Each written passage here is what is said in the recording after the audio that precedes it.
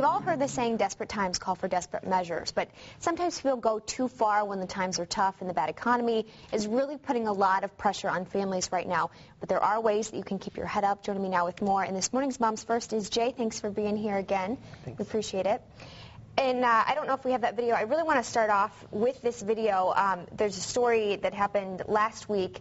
A dad with, I believe, 3 kids and also a wife ended up losing his job in L.A. There's some of the video of the police scene. Well, he ended up finding out that he lost his job at a local hospital there. His wife also found out the same day. She lost her job, and he ended up killing his entire family after hearing about and getting the pink slip. So I know that's really kind of serious to start off with, but I really want to set the tone that people are taking desperate measures and doing things that they probably would not do if the economy was not this bad, and you're seeing that here locally as well. Oh, yes.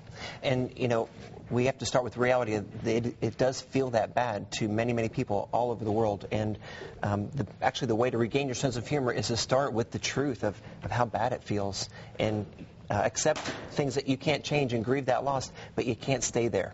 Because whatever you keep on focusing on gets bigger, and in this case it certainly did.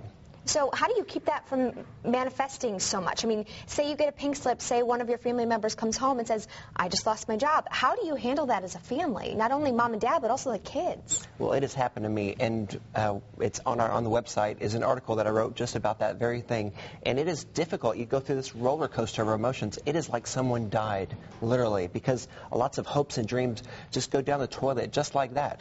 And you have to redefine a new normal for you, we call it homeostasis. But what's your new normal?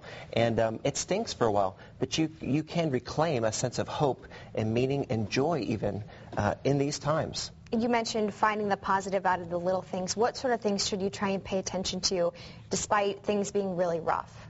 Well, I think you do start with accepting that reality and grieving that, but then you start surrounding yourself with people that are positive and hopeful. And you look at those little things that are a lot of fun. At our house, we throw spaghetti at each other at dinner. Or we play practical jokes on each other. I glue gunned my son's DS to the table, and he walks by and can't get it off the table. We play practical jokes on our neighbors, the ones we like. And they do it back to us. And it's a lot of fun. You know, it didn't cost you a thing to make fun happen in your life. Even when I know a lot of wealthy people that are miserable. Yeah. So really, it's not money or jobs that make you joyful. It's what you do with what you have.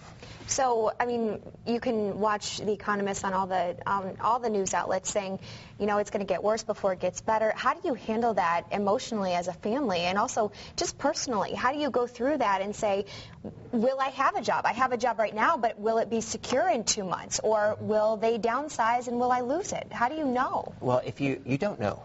That's just it. And if you focus on that fear, it will get bigger. It will get harder to deal with every single day. So you have to take